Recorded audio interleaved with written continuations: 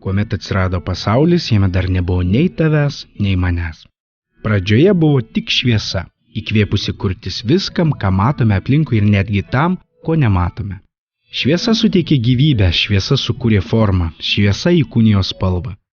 Užtenka apsidairyti ir pamatysime, kokia begalybė yra spalvų ir atspalvių, kurių ne tik, kad neįmanoma suskaičiuoti, jų neįmanoma suvokti, kaip erdvės, laiko, visatos. Tačiau yra 3 pagrindinės ir pamatinės spalvos, sudarančios mūsų jausminį bei meninį pasaulį. Raudona, kaip purpuras, mėlyna, kaip dangus ir geltona, kaip ryškus saulėgrąžos žiedas. Imdami jas, maišydami bei jomis konstruodami asmeninę realybę, kuriame savo vidinio pasaulio išraišką kitų pasauliuose, kurie ne visada bendrauja žodžiais. Kartais jie bendrauja spalvomis. Šios rankos, kurias dabar matote, šie dažai, kurie storais potėpiais gula ant popieriaus, šie nesibaigiantys prisiminimų ir emocijų sluoksniai yra spontaniška mūsų vaizduotės veikla, o ne meninis talentas. Aišku, meniškumo čia neįmanoma neigti, tačiau prieš jūsų akis ne dailininkai. Prieš jūsų akis drąsiausiai nusprendė sustoti, išsilaisvinti iš kasdienės rutinos ir leistis į savęs pažinimą. Į nesibaigiantį nuotykį, kuris padės suprasti save, atrasti save, suvokti savo gyvenimo tikslą, prasmę, kurti savo vidinį ir išorinį pasaulį, nebijoti svajoti ir svajoti taip, jog svajonės išsipildytų.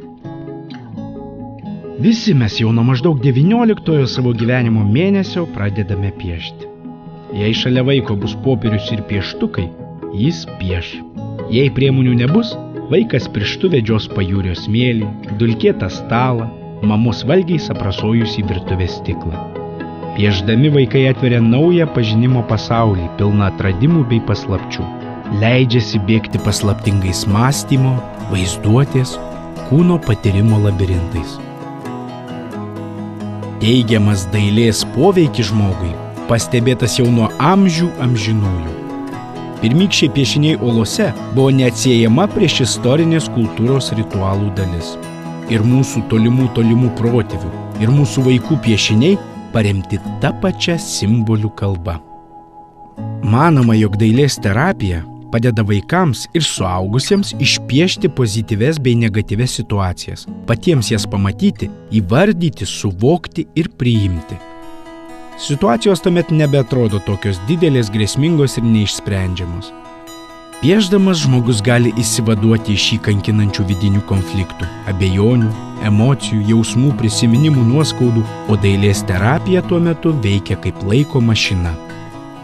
Kelionėje leidžia pačiam kurti gyvenimą, keisti praeitį, patiriant ją iš naujo, ją pergyvenant ir su ja susitaikant. Susikaupusios nuoskaudos, įtūžis, gėda, kaltė ir kiti negatyvūs jausmai trukdo laisvai tekėti gyvybinei energijai. Šie kamščiai kartais sukelia kūno negalavimus, tačiau juos dažais išliejus ant popieriaus, sąmoningai išgyvenus bei suvokus, žmogus pats save išgydo. Esminis skirtumas tarp dailės terapijos ir pomėgio piešti yra tai, jog piešdamas laisvalaikiu žmogus siekia baigti kūrinį. Tai jam suteikia pasitenkinimą. Terapijai svarbus pats procesas, patiriamos emocijos, jausmai, būsenos. Jos neturi formos, joms nesvarbus amžius, lytis, geografinė teritorija. Dailės terapija tai galimybė tyliai pasikalbėti su savimi, prisipažinti savo viską be jokių paslapčių. Piešinys dažniausiai gimsta tyloje, tačiau ten jis suskamba labai išraiškinga ir turtinga vidinė harmonija. Ji tarsi natos gula piešimo linijomis, spalvomis, figūrų išdėstymais erdvėje. Simboliai ir metaforos, linijos bei spalvos emociškai veikia visus, todėl leidžia savais žodžiais išreikšti daug svarbių tiesų apie piešinio ir jo autoriaus realybę. Bendravimas piešiniais labai gyvas ir subtilus. Jis atskleidžia būtį, kurią taip nelengva atverti ir dar sunkiau įvardinti žodžiais. Piešinys turi išliekamąją vertę kaip įrodymas to kažko labai svarbaus, kas jame įdėta. Keli to paties žmogaus piešiniai atskleidžia pasikartojančius, būdingų jam išgyvenimų motyvus. Jie tarsi vidinis kompasas, kuriuo pasitikėdamas gali žengti į išorinio pasaulio erdvę, jo dėsnių aiškinimą. Ieškoti kelio, krypties, tikslo. Dabar trumpam pamirškite viską, ką girdėjote iki šiol. Stebėkite šios vaikus. Kaip jie nevaržomoje ir saugioje aplinkoje peržengia neužtikrintumo jausmą, pradeda laisvai reikšti savo jausmus, baimės, poreikius, fantazijas. Kaip jie, neribojami draudimų ir nurodymų, spontaniškai žaidžia, piešia, kalba savo ir kitiems apie save ir savo išgyvenamą pasaulį. Meno ir dailės galia slypi mūsų dažnai užgožiamoje prigimtyje, kuri trokšta suartėti, bendrauti, suprasti, džiaugtis, būti vieniems su kitais.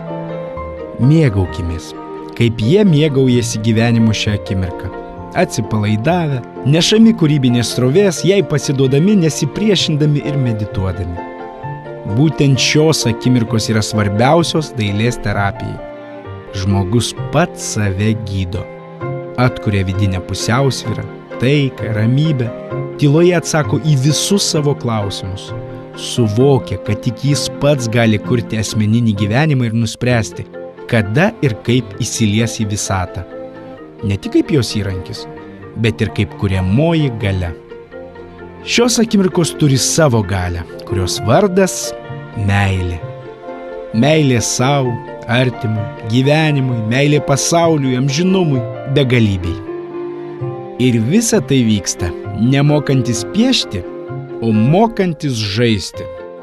Žaisti spalvomis, kurios mus grąžina į tą laiką, kai tik atsiradome.